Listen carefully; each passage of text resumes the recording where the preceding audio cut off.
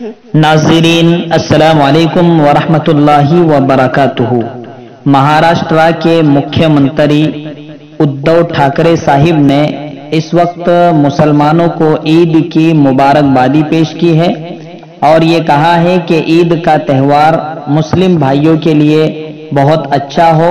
मेरी उनके लिए नेक ख्वाहिशात है, नेक तमन्नाएं हैं, नेक दुआएं हैं।